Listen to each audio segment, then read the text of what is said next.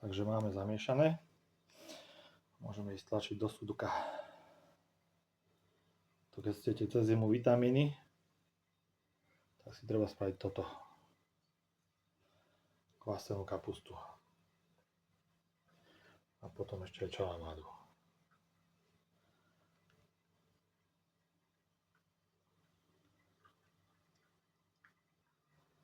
Takže pokračujeme. Listy z hrozna na spodok.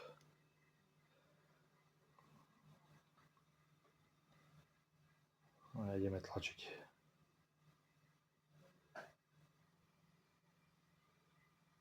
No a túto vitamínovú bombu, keď máme pekne bezpečí, natlačíme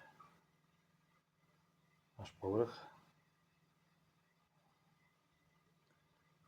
a necháme kvasiť. Zavreme a necháme kvasiť.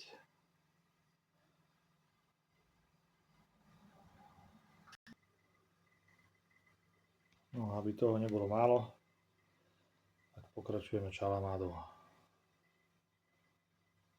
Toto vyzerá pred zamiešaním.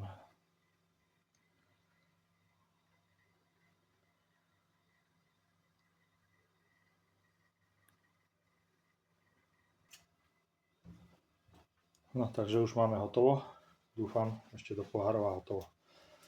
No a takto vyzerá tá čalamáda. Som nakrájaný jak sviňa. Nastrúhaný a ja neviem čo všetko. No a teraz to najlepšie, čo na tom bude, že toto je recept podľa internetu od lakej pani. To sa nesterilizuje. A možno, že to dám do pohárov a všetko mi to vykysne, alebo teda neviem, čo sa s tým stane a bude fasa. Narobil som to zbytočne. No, nevadí, skúsim to.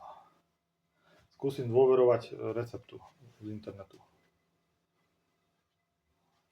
Čalamáda bez sterilizácie. No takže, ak sa chcete narobiť, chcete na zimu vitamíny, si môžete to spraviť.